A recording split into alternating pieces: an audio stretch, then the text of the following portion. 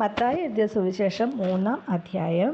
ആ കാലത്ത് യോഹന്നാൻ സ്നാപകൻ വന്ന് യഹൂദ്യ മരുഭൂമിയിൽ പ്രസംഗിച്ചു, സ്വർഗരാജ്യം സമീപിച്ചിരിക്കയാൽ മാനസാന്തരപ്പെടുവിൻ എന്നു പറഞ്ഞു.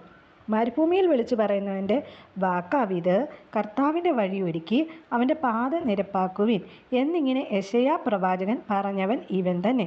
യോഹന്നാന് ഒട്ടകരോമം കൊണ്ടുള്ള ഉടുപ്പും അരയിൽ തോൽവാറും ഉണ്ടായിരുന്നു. അവൻ്റെ ആഹാരമോ വെട്ടുക്കിളിയും കാട്ടുതേനും ആയിരുന്നു.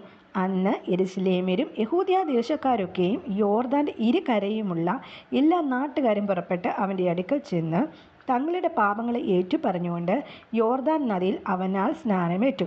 തൻ്റെ സ്നാനത്തിനായി പരീശരിലും സദൂക്യരിലും പലർ വരുന്നത് കണ്ടാറേ അവൻ അവരോട് പറഞ്ഞത്, സർപ്പസന്തതികളെ, വരുവാനുള്ള കോപത്തെ ഒഴിഞ്ഞ് ഓടിപ്പോകുവാൻ നിങ്ങൾക്ക് ഉപദേശിച്ചു തന്നത് ആർ?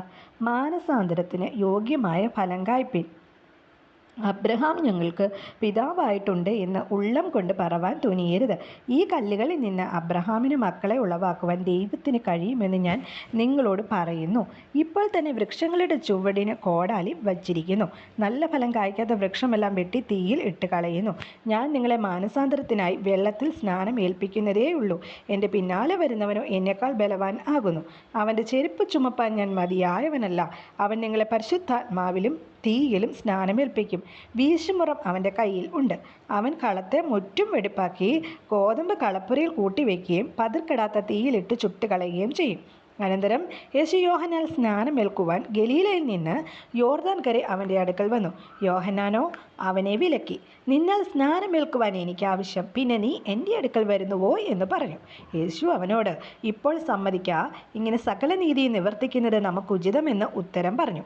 എന്നാറേ അവൻ അവനെ സമ്മതിച്ചു. യേശു സ്നാനമേറ്റ ഉടനെ വെള്ളത്തിൽ നിന്ന് കയറി. അപ്പോൾ സ്വർഗം തുറന്നു. ദൈവാത്മാവ് പ്രാവെന്ന പോലെ ഇറങ്ങി തൻ്റെ മേൽ വരുന്നത് അവൻ കണ്ടു. ഇവൻ എൻ്റെ പ്രിയപുത്രൻ, ഇവനിൽ ഞാൻ പ്രസാദിച്ചിരിക്കുന്നു എന്ന് സ്വർഗത്തിൽ നിന്ന് ഒരു ശബ്ദവും ഉണ്ടായി. ആമേൻ.